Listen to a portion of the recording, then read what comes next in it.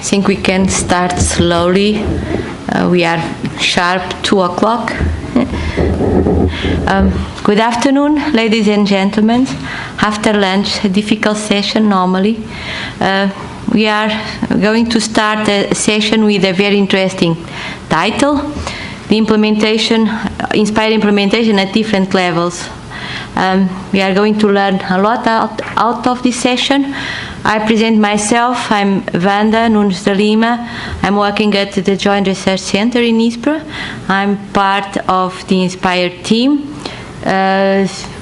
During the development, I was in charge to coordinate the data specifications development that led to the interoperability regulation and technical guidelines. And now I'm working in support of the implementation and maintenance, and in particular the use of Inspire to other policies, so implementing Inspire through other policies which are real use cases. So we start immediately with the first speaker, Mrs. Eva Kubatova. I don't know if it works like that. The mouse is here. I don't see it is moving.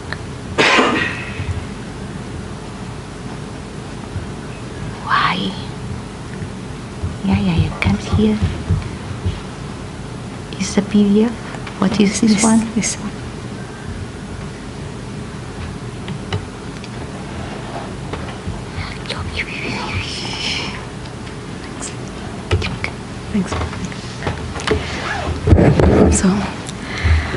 Good afternoon, ladies and gentlemen. My name is Eva Kubatova and I work for e-government department of the Ministry of the Interior of the Czech Republic, which is responsible not only for interior and public administration and also for information and communication technologies and e-government. The main purpose of my presentation is to inform you about project which will result into geoinformation strategy of the Czech Republic up to 2020. I will briefly present basic facts, progress and current state of the project of geoinformation strategy working out in the first part of my presentation.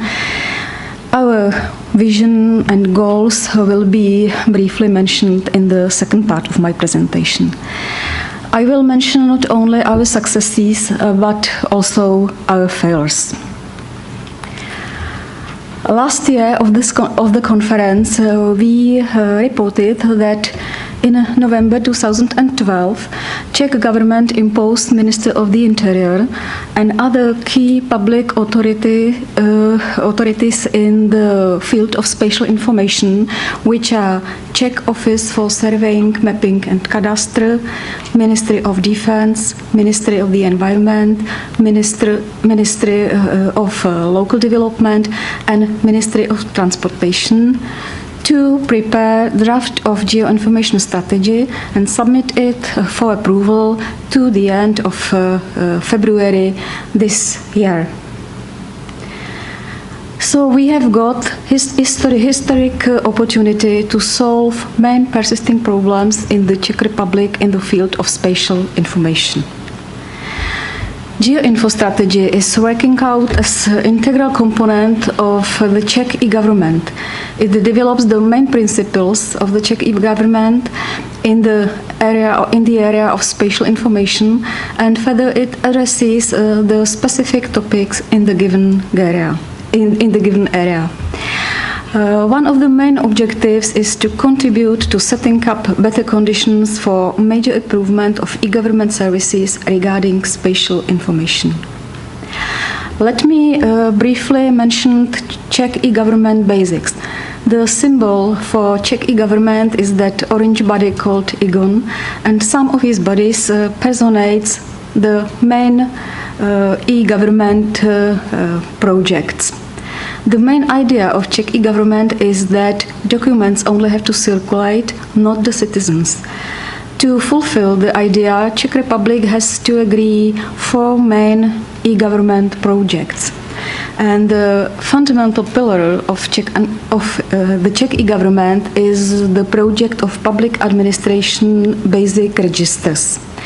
And the basic register of territorial identification, addresses and real estates, which is managed by Czech Office for Surveying, Mapping and Cadastre, is the cornerstone of the Czech national infrastructure for spatial information, followed by a national inspired geoportal managed by Ministry of the Environment. The figure on the screen describes the Czech e-government development. Modern public administration is designed as a transparent and efficient service to the citizens, and the main e-government principle is sharing data and services. All development activities in the given area are described in breakdown by 4 layers e-government architecture. Geoinfo strategy is among the strategic governmental documents for development of the Czech e-government and public administration. And let's go to some basic facts on the process of the Geoinfo strategy working out. We try to ensure the process was open, transparent, and credible, and that's why interdepartmental project of Geoinfo strategy creation has been set up.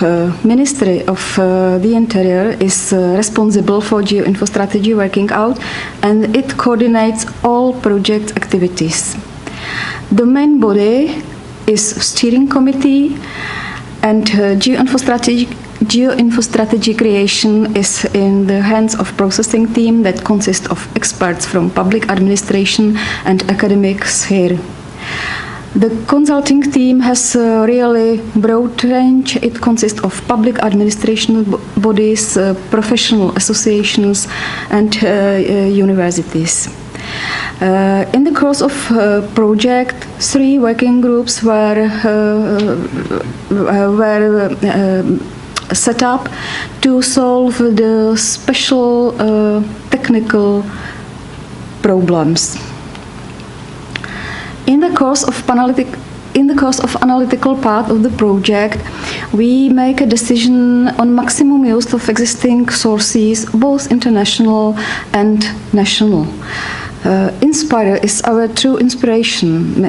Geoinfo strategy is understood as Inspire implementation to local umbrella.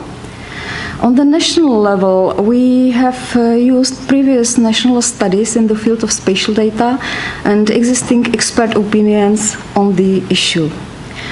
We have also organized extensive collection of stimuli and requirements, and the result of it is about 150 stimuli in total. And top stimulus is the requirement to solve the availability of basic spatial data at the highest level of detail that would have listed properties. And the Geoinfo strategy's answer is the proposal to create the national set of spatial objects, which will be explained later.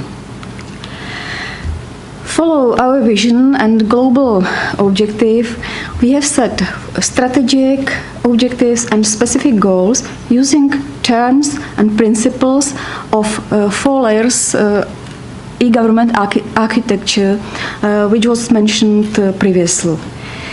Originally, we saw that Geoinfo strategy would contain proposal of specific arrangements how to reach the target state, but we have failed in the working out of the arrangements.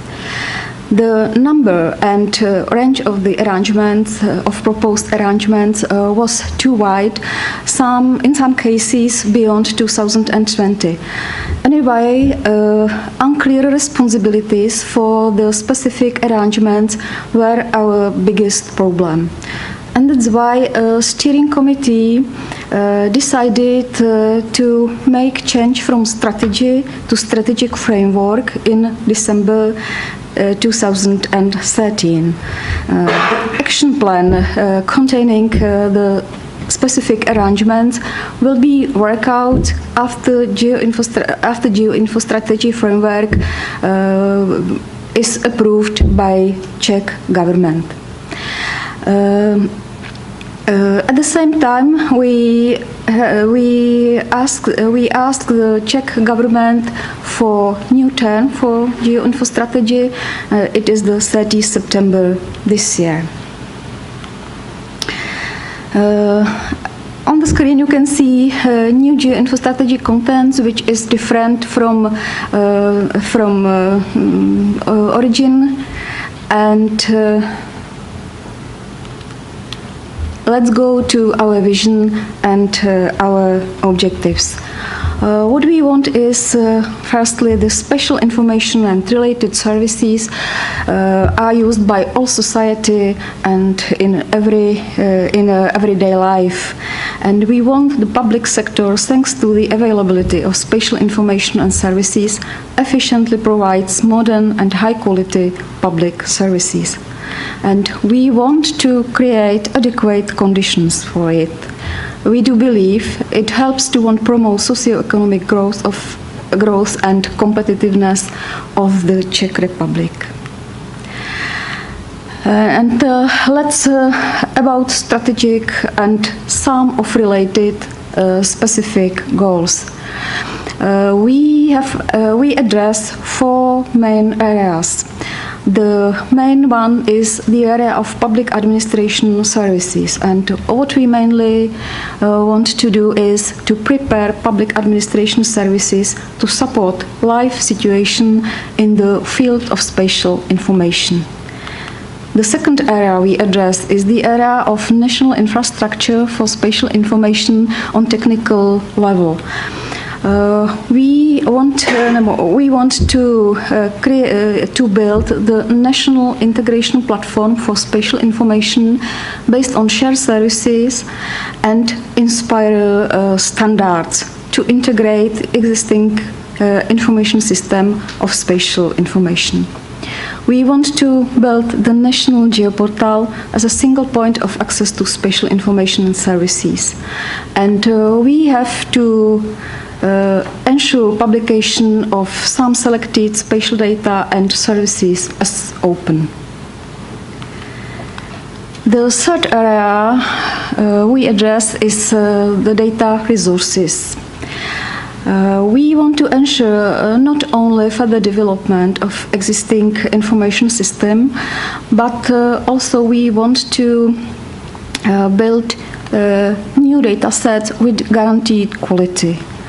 The fundamental idea is to create the national set of spatial objects. How would you imagine the national set of spatial objects? It is a set of selected objects universally usable both for public administration decision and private sector needs. It's centrally built as a distributed supradepartmental information system with guaranteed standards of data quality and data flows, with guaranteed processes of data content management, and with guaranteed providing data services. The fourth area is the area of institutional arrangements. We mainly want to prepare new regulatory framework for spatial information. We want to prepare a bill on a national infrastructure for spatial information. And the second what we want is to create governmental coordination and management body for the branch of spatial information.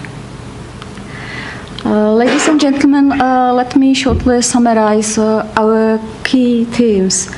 We have to change the regulatory framework. We have to coordinate the field of spatial information. We want to create national set of spatial objects. We want to build national geoportal. We need to prepare special information services in public administration. We have to publish some data and services as open. We want to to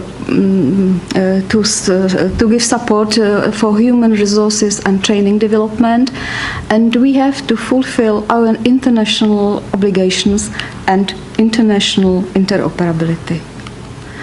And let me conclude by emphasizing that Geoinfo strategy has broad support of central governmental bodies, public administration bodies, commercial sector, academic sphere, in professional associations.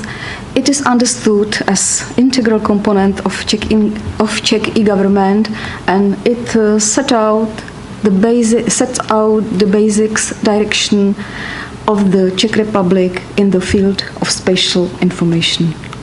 Thank you for attention.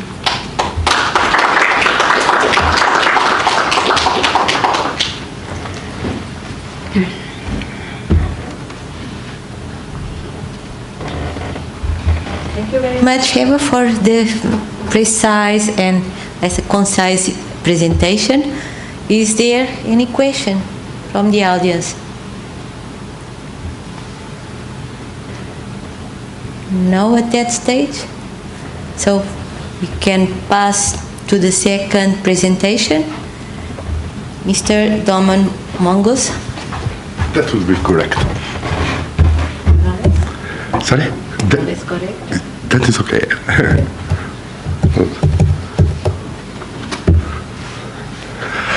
Hello to you all. My name is Domen Mongus, and I come from University of Maribor in Slovenia. Actually, I'm from computer science. I work in a laboratory for geometric modeling and multimedia algorithms, and my connection. Geometric modeling and multimedia algorithms are always connected with some kind of points and stuff like that, and because I like points very much, this is my correlation. I also enjoy working with Geoinformation. I'm also representative of CECTRA in executive committee of EuroGE, that's European Umbrella Organization for Geographic Information. Okay. The point of my presentation is to tell you how did we, or what we are currently doing in Slovenia, and how we are preparing to implement Inspire at the national level. So basically, what we done in our project was to check out what are current capabilities of our national infrastructure, what improvements are needed, and how to implement them. And this is basic outline. So Slovenia actually passed one great law with very cute name called LISI. It is actually a law on infrastructure for spatial information, and that is the law that is trying to transfer Inspire directive into national legal framework. This law specifies data access requirements, classifications, and stuff like that in regards to the data. Also network services, access rights, charges for data reporting, and most importantly, it established a national contact point for Inspire.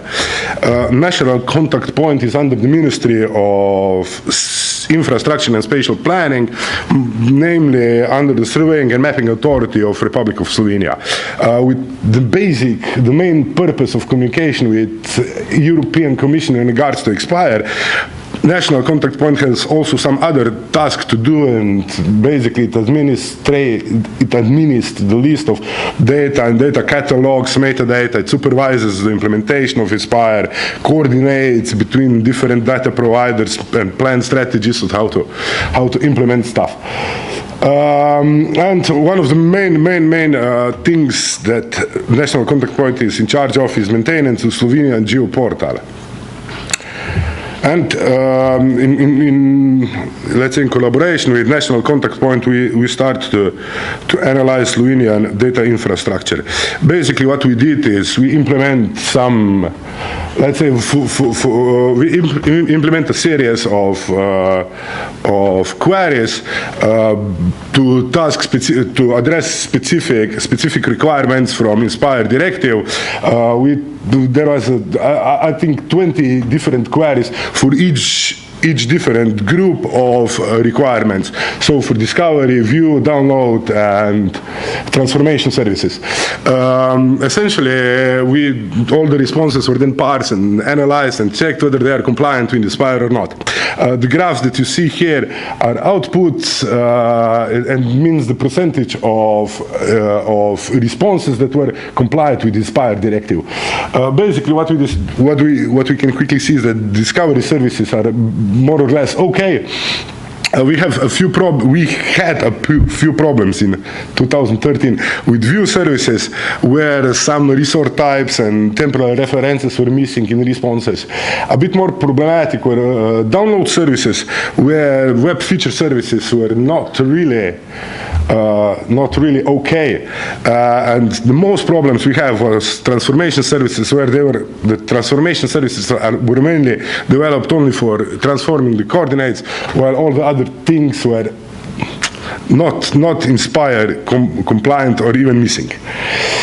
So, some obvious conclusions that we draw out of our analysis is that we need to harmonize terminology. That was one of the biggest problems. We also need to adjust several attributes in databases. In national registers and code lists are particularly conflicting. Also, some classification of spatial object, data types, domain values, and stuff like that. More difficult is dealing with missing services, and a deeper look into what is missing was actually revealed that GeoServer, which is based on which our infrastructure is implemented, was a bit old, only version 1.3, and this version is not really compliant with Inspire. Another important drawback is that we need to agree on data sharing with third parties. These data sharing problems are not at all related to public data, because the legal framework is there and there is no problems. But we have a bit more problems with industrial and research data providers.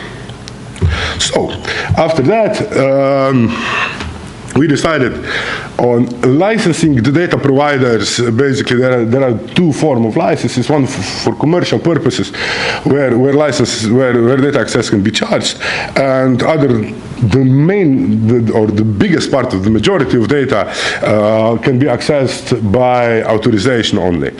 Another thing was to upgrade service infrastructure with GeoServer 2.anything. Basically, I think that 2.0 is quite Inspire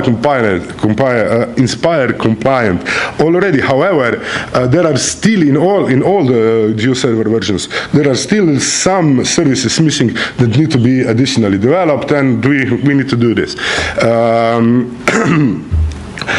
One possible way, another thing is also to implement transformation services. There was a debate going on whether it is more appropriate to upgrade all the server infrastructure that we have, or we can basically just put a newer version of GeoServer only to transformation services, and in this way we can provide everything compliant with Inspire without really touching the existing infrastructure. But at the end, the solution was made that we will, at the national level, all the services will be upgraded in order to achieve a proper technical level. However, the smaller or third-party data providers can decide whether they want to rearrange the data and re-engineer the data, or they can just implement their transformations and everything will be fine. Okay, so. In general, I can say that national legislation is implemented in Slovenia, available metadata is Inspire compliant already. Also, available national databases are not yet totally Inspire compliant. However, there is much effort given or paid to this. For future work, what still needs to be done is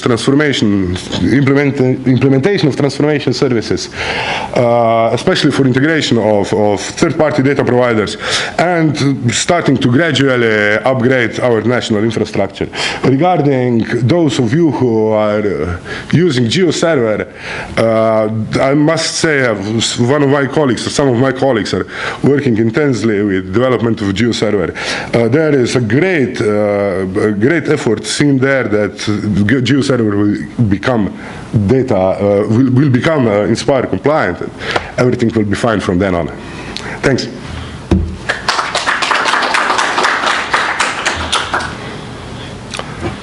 Thank you. A different point of view, which are some of the practical problems that are making a bottleneck for a lot of other things. Yeah. It's completely different from what we heard from different presentations. So any question? So looks easy to solve this question. Yeah, it is easy. So, yeah, question. Okay.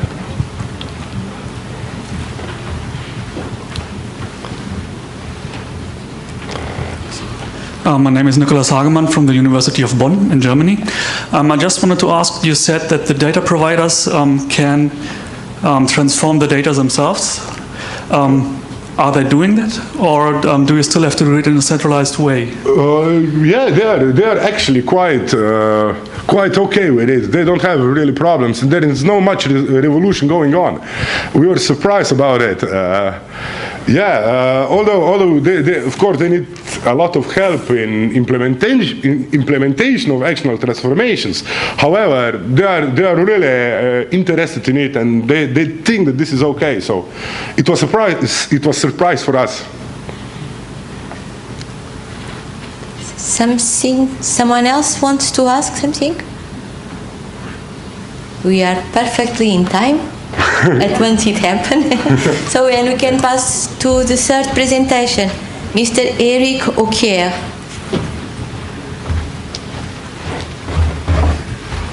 It's okay, we're going like this. Okay. Thank you.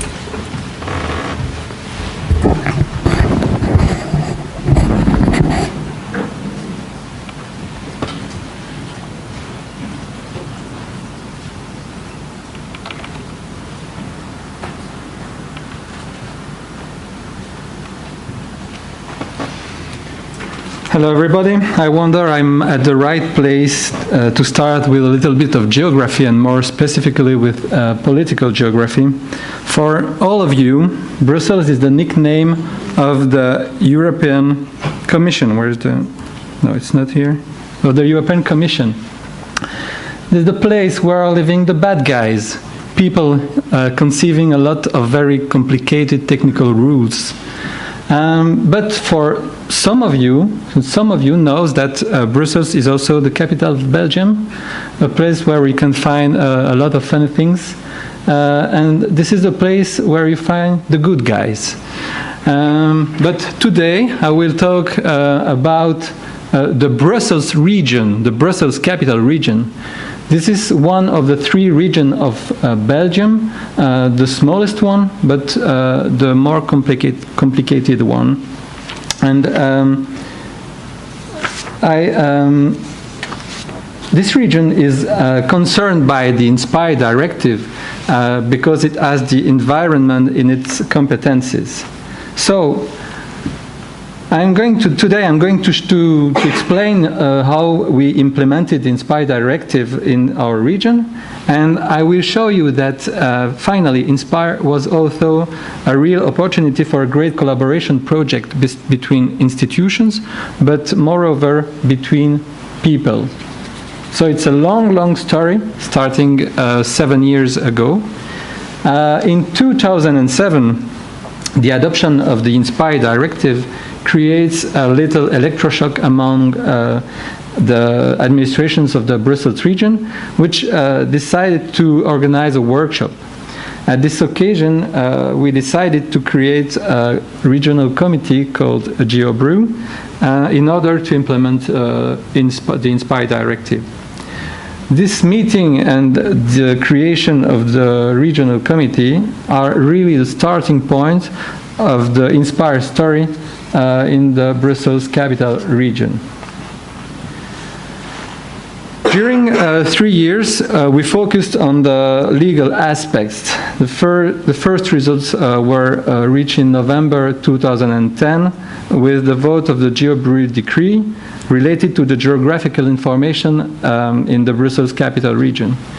This decree integrates, of course, the European Directive general objectives, but also some Brussels specificities.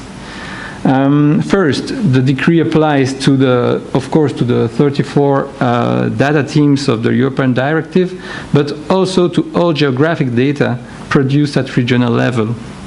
Second, the decree also foresees the implementation of a regional geoportal. And last but not least, it endorses the existence of the GeoBrue committee. It's the first real recognition of our work.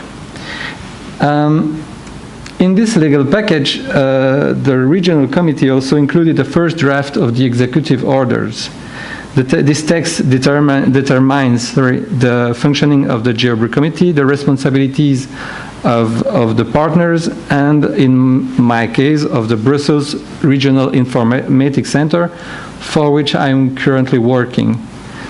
Generally speaking, the Brussels Regional Informatics Center, the BRIC, is a development agency whose objective is to organize, spread the use of information and communication technologies among the various public authorities and administration, both at regional and local level.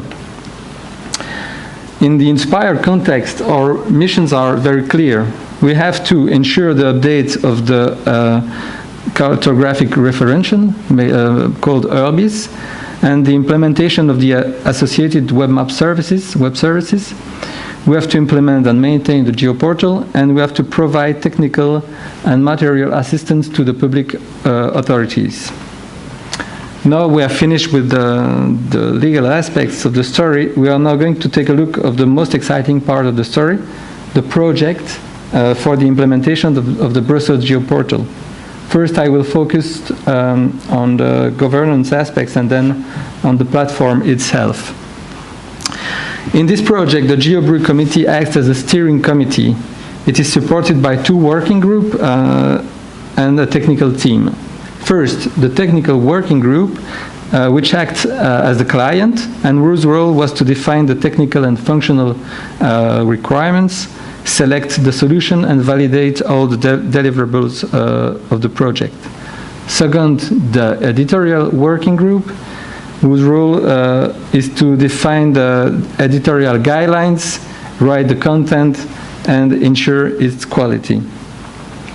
The project team is a mixed team of internal BRIC developers and external consultants from a private company, and its role is obviously to implement the selected solution.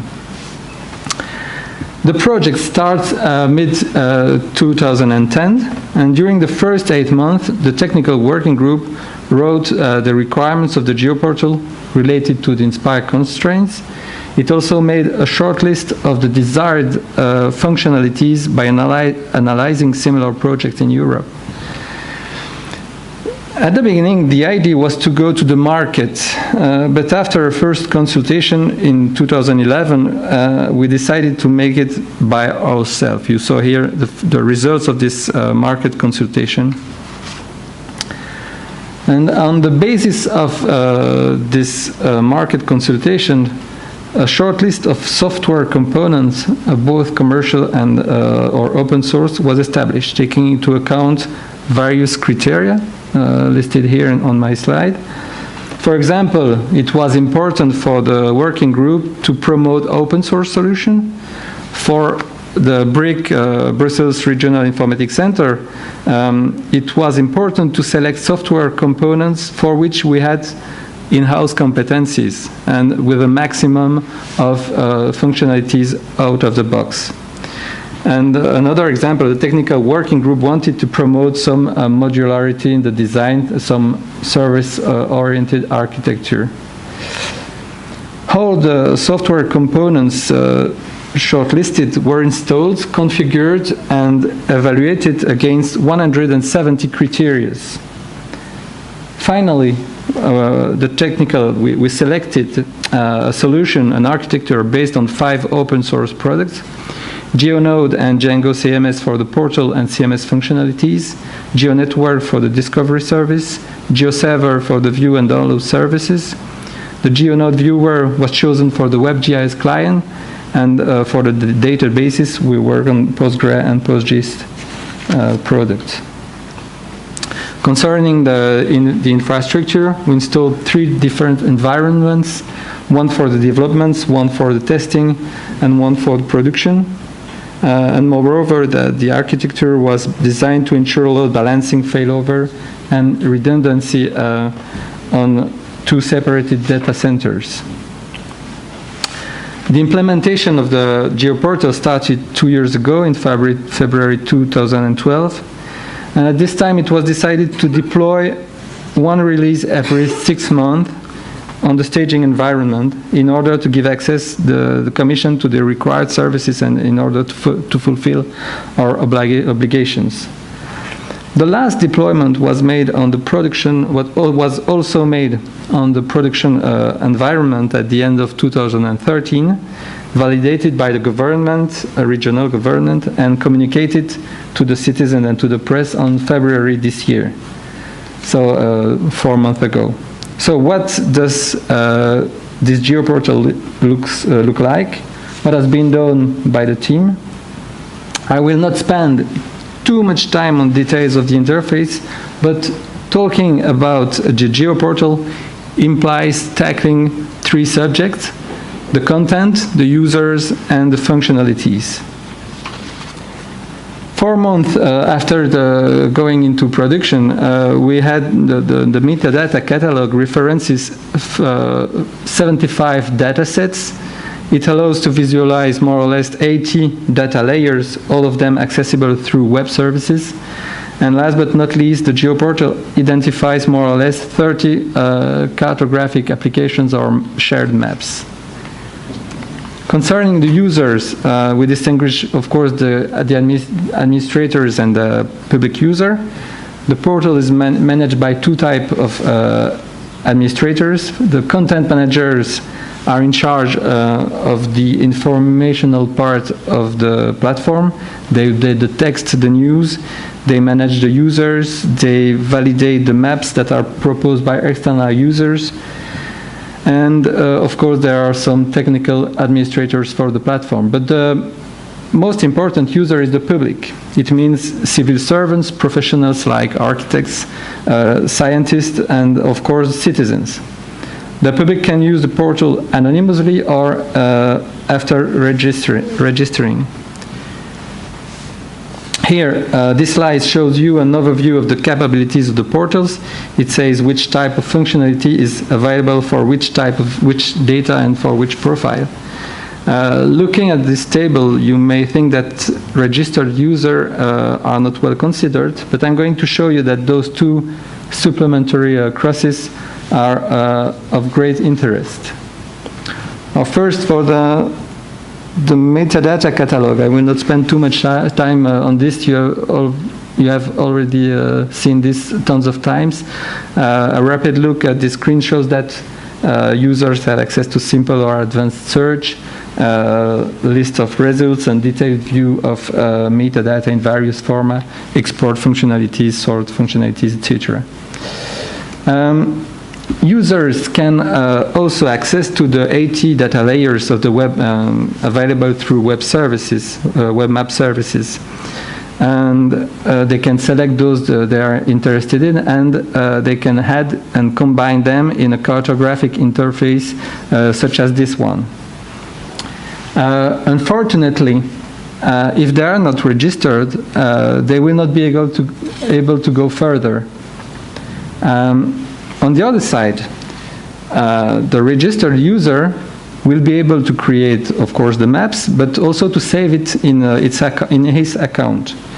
For each saved maps, he will be able to modify the saved maps. He will be able to duplicate it. He will be able to delete it, of course.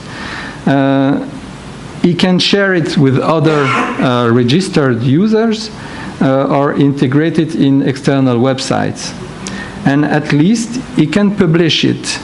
That is to say, he can ask to make it available to the public after validation by the content managers. So once published, the map will be visible to anybody with the description, the authors, the layers, the layer used, the data sources, etc. As a registered user, your interface will show you your personal maps and those you have already shared. That's all, I think, in this place. And I could still spend 15 minutes more on all the screen and capabilities. This is another place. So if you want to discover our platform, please have a look at this URL. But I would like to finish my presentation talking about collaboration. As I mentioned at the beginning, INSPIRE was the opportunity of a great human project. Why can we talk about a collaborative and open approach in this project? First, we used a bottom-up approach. There is no real mapping agency which is solely responsible for the implementation of the solution. We also had no real political pressure on this project, and we were not obliged to work together. We decided to work together because it was the unique way to respect the European deadlines and to go to the real results.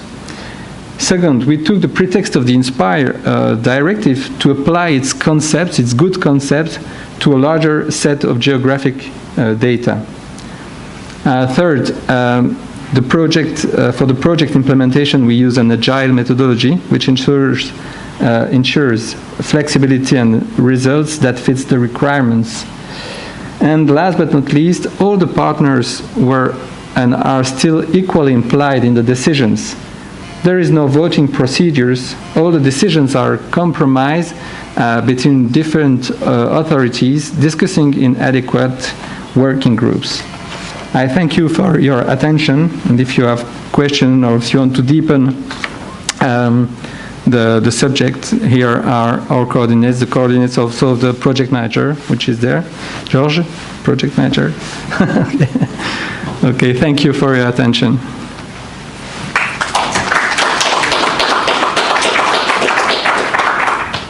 Thank you for a different aspect still of the implementation. So law is very important, but it's not enough. And collaboration between people and organizations makes a difference.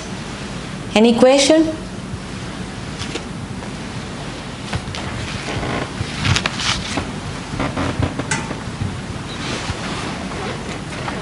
Yes, Nathalie Delat from Mapping Agency of Belgium. So I'm really impressed by what you have done, but I have a question because at the beginning you decided to make a call of tender for different private company for implementation.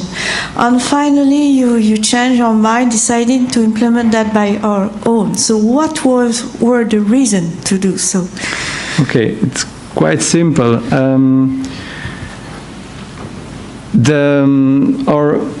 The GeoBRI decree was voted in 2010, but the executive orders were not signed at this time. So we are no real legal mandate to make what we were making. So it was difficult to go and to make some, how can I say that, the purchase through the market without this mandate. So it was not possible to go to the market. It was more a legal aspect. It was not possible. We had not the mandate to go through the market and to engage the funds and to pay the providers. So we decided to make it by ourselves. It was the only way to go faster and not to wait the executive order to be signed by the government. And finally, did you regret this situation, or what has been your lessons learned? What the fact? We don't regret at all. the advantage is that now we have the internal competencies to make the evolution, the improvement of the product. So no, there is no regrets about this. Any other question? Thank you. Thank you. Once more. We pass to the next presenter. I'm afraid I will be never able to pronounce correctly your name. So please. Thank you. It's quite easy. Przemysław, Malczewski. I'm from Poland. It's so hard. Thank you. Sorry.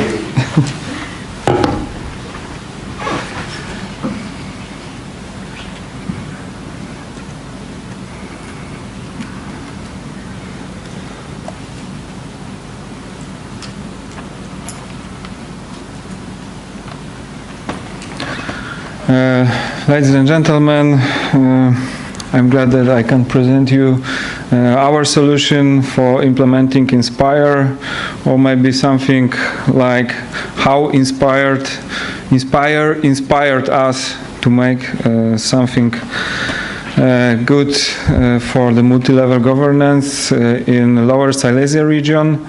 It's one of the region in Poland. That's why my name is so hard. I represent the team of the professionals who are involved in creating regional policies, and I would like to link a little bit. I'm glad that I'm fourth presentation because I can link to collaboration, very wide collaboration, and I can link to GeoServer and open source architecture. I'm very glad because I'm enthusiastic of open source applications, and I also have lots of problems, but it's not problems, it's challenge, of course. I will very briefly show you our steps, what we did, where we are, and why we did it. Of course, one of the principles for us is to save our environment. Is one of the principles of Inspire, so I think we are on the good path to reach the very important goal. Sustainable development, it's a quite funny definition because there is no definition. Everyone tell about this, but during my job I never found the real one definition of what is this sustainable development. For sure we can say that we have one common interest, it's our environment, and inside of this there are lots of private interests which can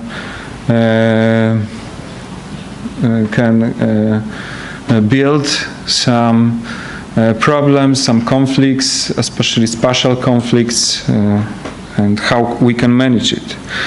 And the way is not easy because on this layer we must put another layer, lots of administrative competences on different levels and with different interests, and how to collaborate, and who is the actors, and how we can find the solution. We decide that one of the solutions will be geoinformatics. Regional self-government of Lower Silesia creates one of the external units. I represent this unit. It's Institute for Territorial Development. Our role is to support the regional self-government in making a decision. Of course, we have the brand sustainable development. So when there is no definition, so what should we exactly do? But we find some fields for work. of course, and we support some regional policies in different fields. Some of them I show you on the slides. You can see that it's quite wide fields, lots of different point of view, lots of different kinds of development. When we see the decision process, it's of course it should be approached bottom up. It's not always the same. There are some national strategic decisions which should be respected on regional level and also respected in the local level. But I think, as in whole Europe, the local level is the most dynamic level. In my opinion, is the most important level. There became the change of the land use of our environment, and there are the most of decisions became from the local level. So the supporting for the local level I think is the most important, and it should be the most important in the whole SDI projects. As I see, lots of projects are concentrated on national level.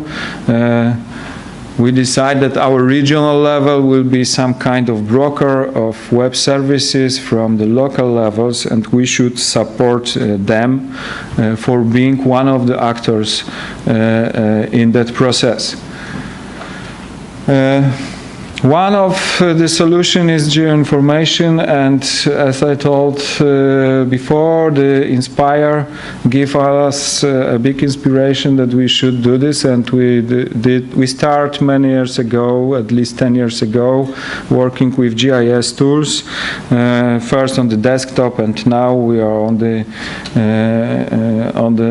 way where we can publish our data, cooperate with many actors by web services, link lots of data source, and of course, what is very important, participate lots of actors, especially who are concentrate on public participation and social participation. What we decide to do is a kind of regional SDI node.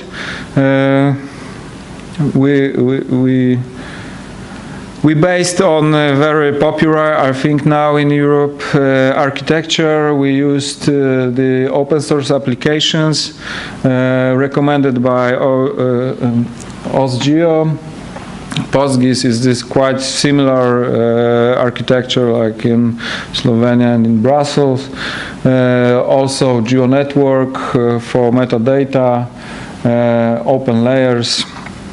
I think it's quite easy architecture, not too complicated, and it gives us, because we are institute, we can change it by ourselves. So it's very comfortable for us, especially because of the license, and it also gives us a lot of fun and lots of enthusiasm, because it goes forward, and we decide how fast it should go or how slow, and it's very important to know what we do and how we can use it. And I think that lots of people in our institute have a lot of enthusiasm of this project. Of course, we decide that we want to be a broker, so we want to link the external sources, references database from the national node, from the cities and district services. Of course, we want also publish data, and we did it. Our extra motivation for choosing open source license was the development of GI tools with the planners community or different communities which are involved, especially with education. We have some nice nice projects with students from universities where we can give the whole architecture and they can work by themselves. Then they can give us, give back the results. And of course, we want to involve as much as it's possible public administration.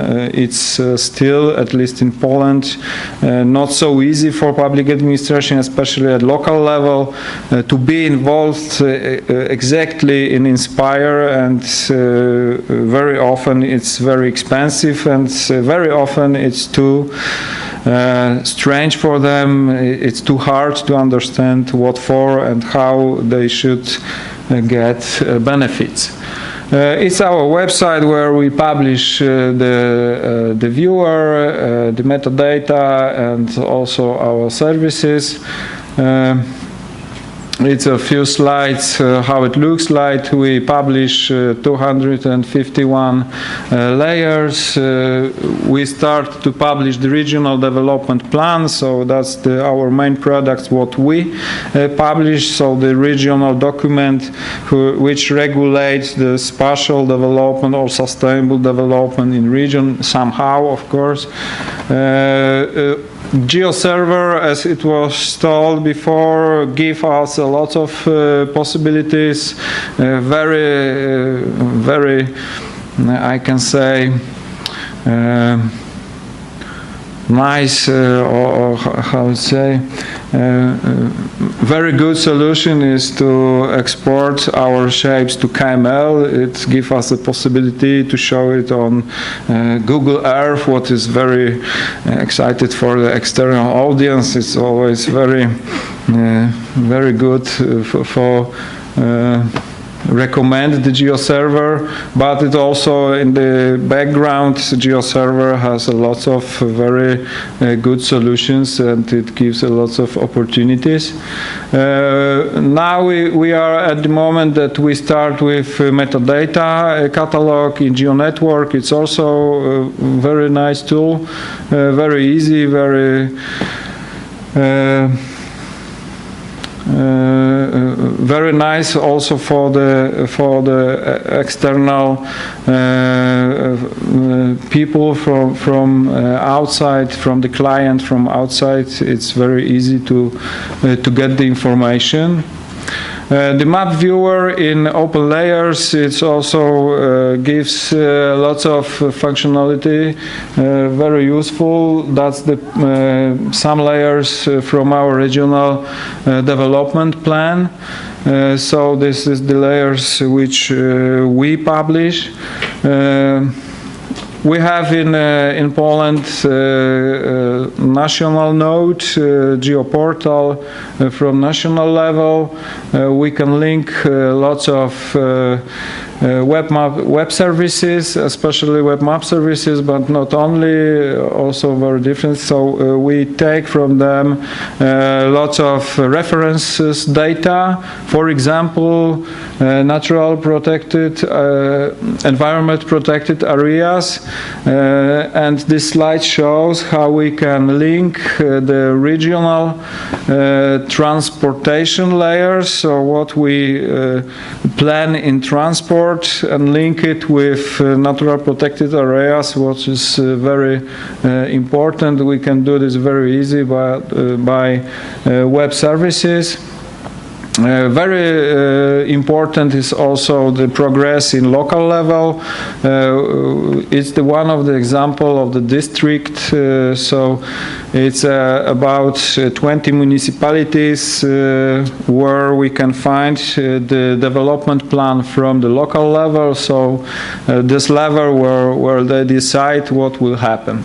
On this slide we can see that we can link also, it's linked national level, regional level, and the local level. So you can see the orthophoto from local node, the environment protected areas from the national node, and our layers from the regional node. What give us a solution to see where are the conflicts, possible conflicts, or if the projects are on good way. We can see also from local level it's raster. It's not related with specification of data yet, but it gives a good view. That's the local land use plan, we can say like this. So what the local level want to do in future, and if it fits with us. So it's very easy also to see where are the possible conflict areas, or if it goes property or not. It's very hard to do this with the papers, and when every institution has to send to each other. I think it's the same in each country. It's not so easy to find sometimes the conflicts. It became when the build starts, and then something happened that the way wasn't so good, and the costs are rising up of the investments. I think maybe it's not very often, but it happens, and we should find the solution how we can support and be better prepared. So it's also still before us. It's not everything it goes so easy. It's very depends on agreement that everyone want to publish the data. We can see also on another session that it's not so obvious in every country for publishing data, and also it's not so obvious for local level. They don't. Sometimes they don't want to publish data. It's not. Sometimes the motivation is that it's not so hard, but they don't want, because what for? Who want to see it? But we on the regional level, when we want to prepare a good regional plan, we want to see it, and it's very necessary for us to convince them. For future, of course, the wider cooperation. We in our institute we had a dream, in good words, that also on during the design stage, when we prepare some projects, we could consult it very easy with the local governments and with national governments. It will be a wonderful situation. We can avoid the problems very fast, and before the decision will be a law.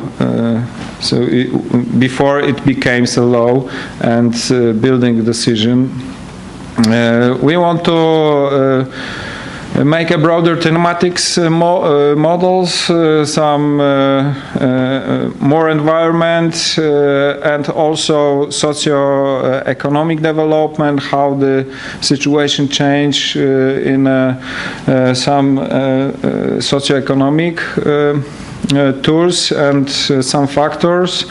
Also, we want to prepare the tools for online consultation, for public consultation. It's also very important, especially when we prepare the regional policy. It's very important to have a participation of the public, and of course it's very popular now via mobile tools, so everyone can very easy go for the tools, but I think it's not the most important, but it will be very nice to have it, and it's not so hard as I know. The architecture of the mobile tools goes very fast and became very easy. And at the end, the conclusion, I mentioned about this, but we can reduction of the environment risk of investment process. It's one of the principles when Inspire starts, everyone said that it's of course for this. Now I can see that the ways sometimes go a little bit different ways, much technical. Sometimes we forget about the principle. I think that it shouldn't change. The higher effectiveness of environmental protection, a reliable determination of barriers and limits of growth, more prudent spatial choice and decision. I think it's very important for improve the public administration, that they see what happened and they make the right decision. Accomplish constructive dialogue between authorities and investors. Also in Institute we start a huge collaborate with investors. They should know why we decide like this, why we change some decisions, or we do something in different ways. They have a big pressure for investments, but sometimes it's enough to get a dialogue before decision making, and it brings a much more valuable process. And of course, it's all of this favor a higher growth dynamic, what is, I think, our main goal. Thank you very much. Yes, this is the website where you can find our solutions. And if you want to collaborate with open source, of course, we are very open, and it will be very nice to share an experience in geoinformatics. Thank you very much.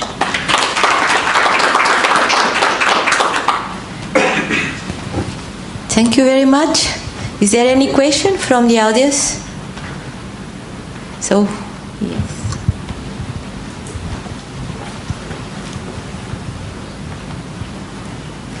Thank you. Monica Pasca from Italy.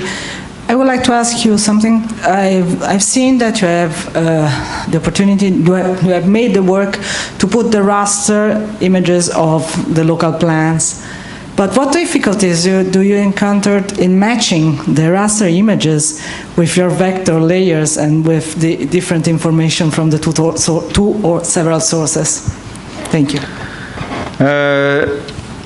It's not linked so easy with. I think you mean the geometric of the errors. No, it's. I think it's the first step. It's the first step that we made a decision because the raster became from the local level. So the local authorities decided that they will publish what they have. Now they beginning to prepare the right data of land use related with Inspire thematic free land use, and they prepare it now. But so far we don't have exact relation. But in my experience, it doesn't look so bad. Maybe it's not so exact, but it's not so far from the decision. So it's sometimes the road is in the right corridor, maybe not in the right line, but in right corridor. So it's not so bad. For us in Institute, it's also very important to have a view, because before we had to phone to municipality, they sent us the raster. We have to georeference the raster, try to read what they prepare, because we have 169 municipalities in the region, 30 districts, so it's quite a lot of materials to see this. And now we also start the process to support them, and we, I must say, very bad, use the students. They can learn a little bit about GIS, and they make a digitalization of this. Then we will prepare the mapping for the Inspire. Yeah. Any more question? I may ask you, when you refer about tools, thematic tools, what you were really thinking about? More thematic models, yes? As I saw at the first slide, it was we want to prepare also the thematic models. First is a spatial model with a spatial development plan.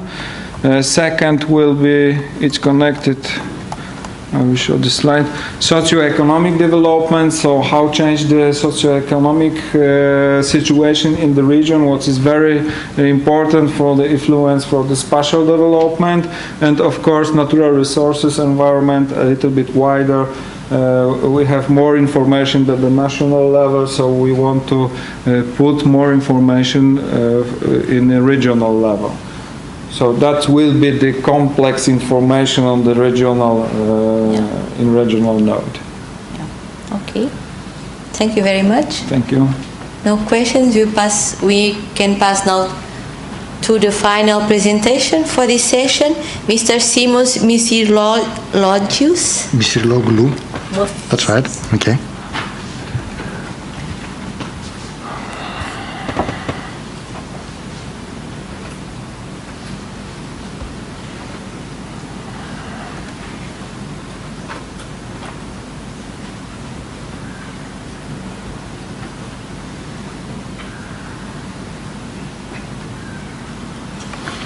So, my name is Simos Misirloglou, and I'm right here to present you an inspired implementation on metropolitan level and specific in the municipality of Thessaloniki. Let me first tell you some few words about the municipality. It is located in the north side of Greece. And in 2011, the population was recorded to be at 791,000 almost of citizens. It is the second municipality of Greece after the municipality of Athens.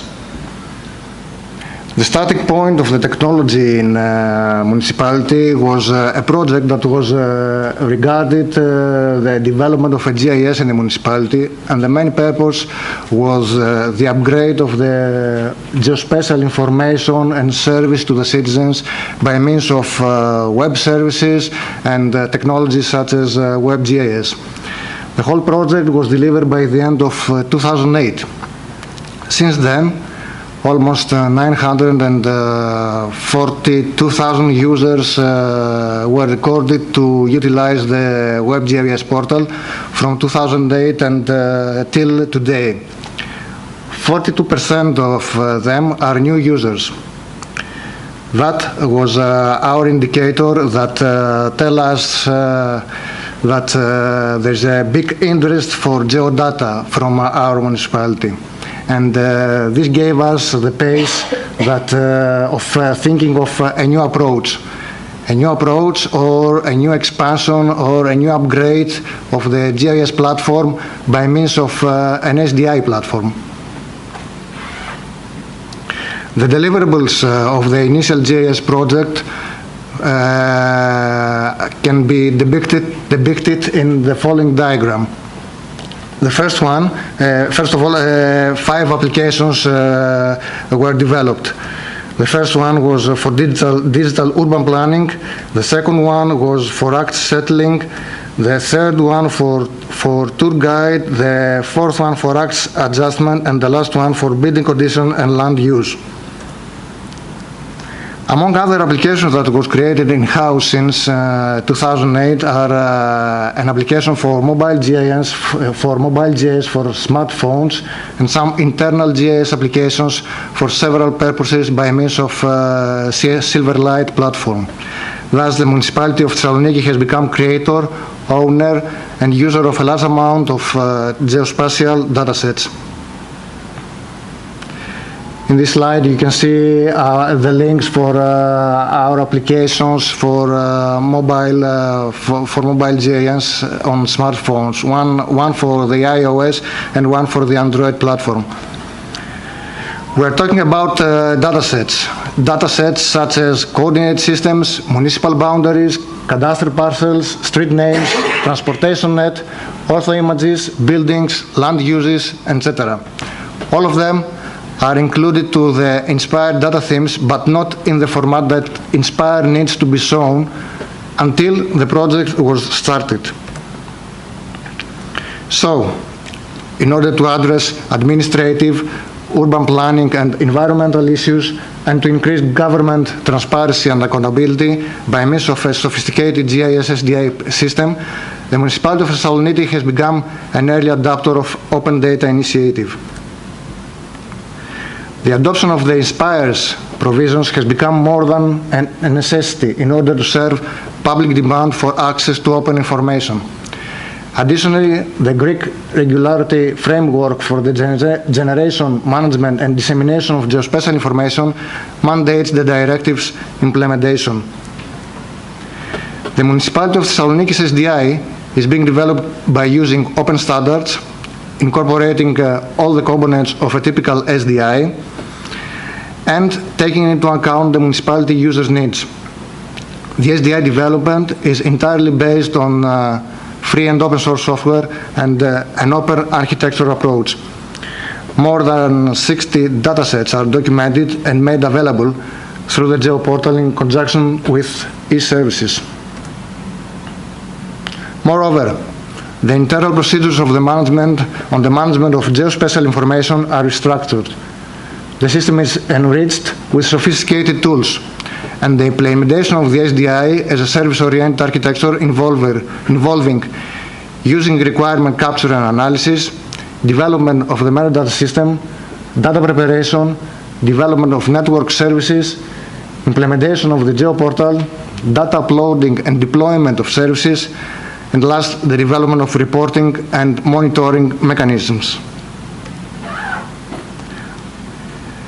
Moreover, the development of the geospatial map is based on the Get SDI portal, which was developed and is distributed by Geospatial Enabled Technology Ltd. Under the General Public License version 3. If you want some more information about the specifications and more details about this platform, you can visit the booth of the company's booth, which is placed at downstairs. Main features of the application are visualization of Municipal of Thessaloniki and third-party organizations' geospatial data, search for specific Municipal of Thessaloniki geospatial information based on either spatial criteria or their business logic, discovery of data and services using Municipal of Thessaloniki and third-party organizations' metadata catalogs. That is all the main features that the applications have. In this slide you can see the inspired geospatial map that is produced for this project, which is not on server side at the moment, but is in an ongoing task. Web services developed include discovery service, view service, download service, and transformation service. From a WMS service, by selecting a layer from the layer tree, the user can take the information that Inspire needs to be shown. In this slide you can see a snapshot from geospatial information. What is geospatial information? This is a separated pop-up window that the user can take when he wants to get some information about any geographical object or geographical ontology.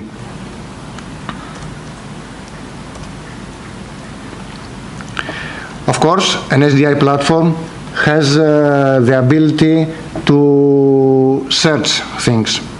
And in this example, the user can use a form, a specific form, which can search some things, some geographical objects or some geographical ontologies by means of moreover, by implementing spatial criteria. In this example, the user wants to learn about the roads that their length are bigger than a value of 10.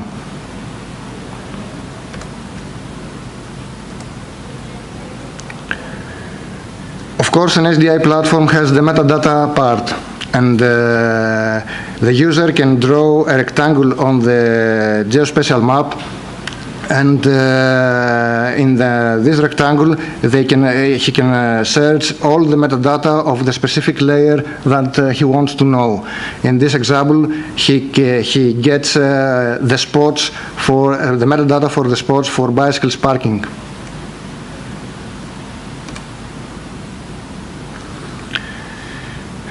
Another functionality of the SDI platform is the search and save functionality, which results in order to serve in innovative administrative operations.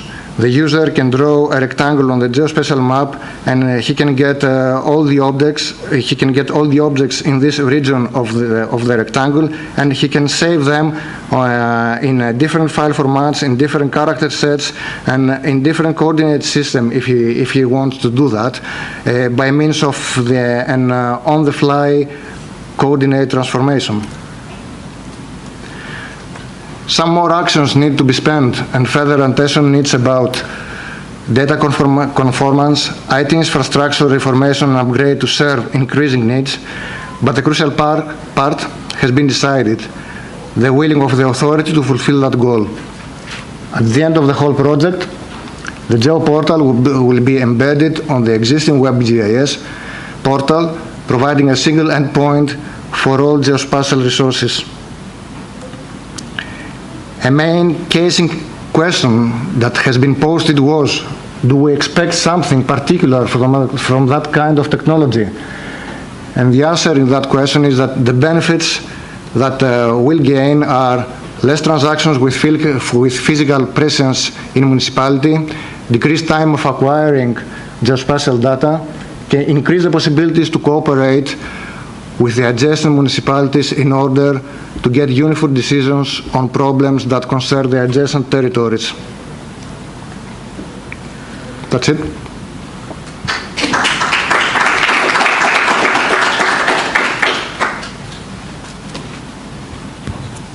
Thank you very much. We have time for questions.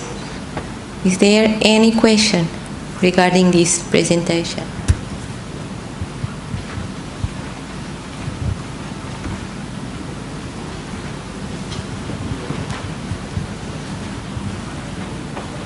Thank you. Thank you very much for this presentation. My name is Atina Drakas. I wanted to know how, citizens of Thessaloniki, how they accepted the system, if you got a lot of feedback on that, and if other municipalities have been interested in that as well. It's not yet ready. It's under construction. Okay. So, and do you involve the various departments in Thessaloniki, or is it coming from one department? It's coming from one department. It's coming from the GIS department of the Municipality of Thessaloniki. Okay, good. So maybe when next time I'm in Thessaloniki, I can see it maybe online. Okay. Any other questions? Thank you. Yildirim Bayar from Turkey. I would like to ask about the database model. What kind of database are you going to use when you deploy, or are you using? And another thing, when compared to other municipalities, how do you see your system? And the last one about the updates. You have orthophotos and other data sets. Do you have a plan of updating these? Thank you. To answer your last question first, we have plans to update the orthophotos. About your first question, could you please remind it? The database model is PostgreSQL. And the second one, the mid one? Your next question? Comparing to other municipalities of Greece, how do you see your system so far? As far as for the GIS, the WebGIS system, I think that right now is the best system in Greece. Yes. The best. Thank you. Any other question?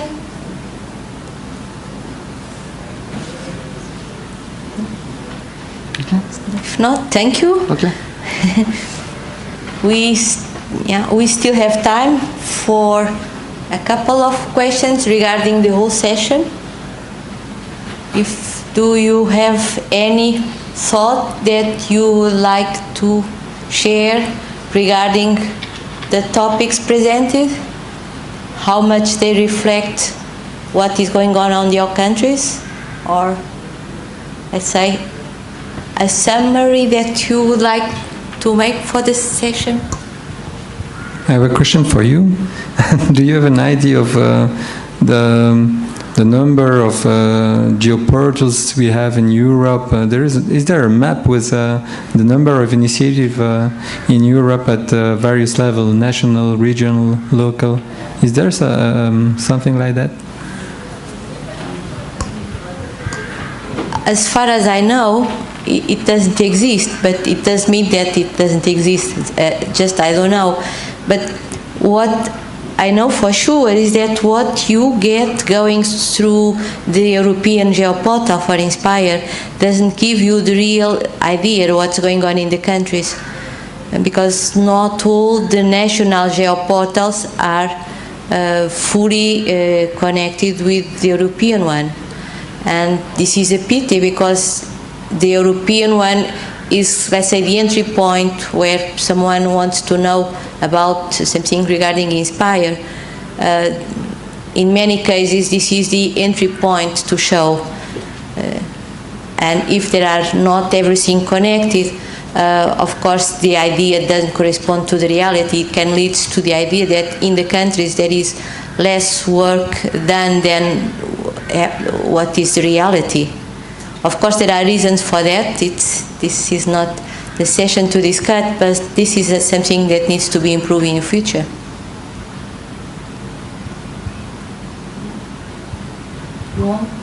Do you want to make a summary, what you bring back home to tell to your colleagues, saying that I was in a session at 2 o'clock in the afternoon, nice weather outside, and what you bring back home from that session? So, yeah.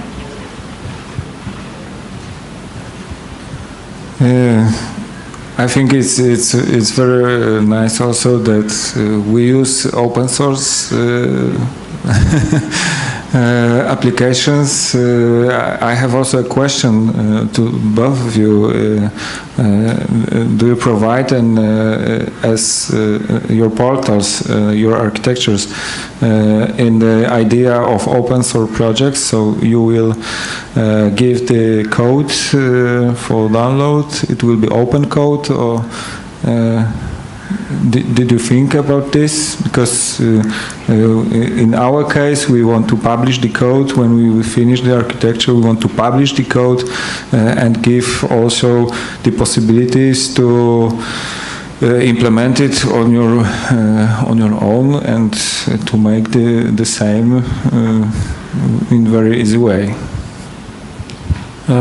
For what concerns Brussels, the idea is to work with the community of, I think, the community of, for example, GeoNetwork or and to the modifications we ask. We try to be online with the strategy of the community of GeoNetwork. So the idea is not to develop some fork of the product, is to ask something to the community and to wait to have how we want to integrate what we have asked in the product itself. So we don't want to make some different versions, but then, to answer your question, what we asked will be in the product. Thanks for the question. when I started to work with GeoServer and on GeoServer when I was still a student. But now I'm not working in this particular field anymore, and to be honest, the work I presented today was not really mine work. Anyhow, a lot of guys actually we have in my laboratory, we have 2 guys who are official developers of GeoServer. So the stuff that they are doing is, it's by definition. But another thing is if you were asking about general products like GIS applications, web applications, and stuff like that. Usually we are not doing them by ourselves for ourselves. Usually we are doing it for some company or some other, and it's really up to them to decide whether this can be published or not. But this, let's say, low level stuff, we're trying to include into GeoServer as much as we can. Thanks. Is there any other comment? If not, we close the session. I wish you a good coffee break and be ready for the plenary session that we'll initiate at 4 o'clock. Thank you very much.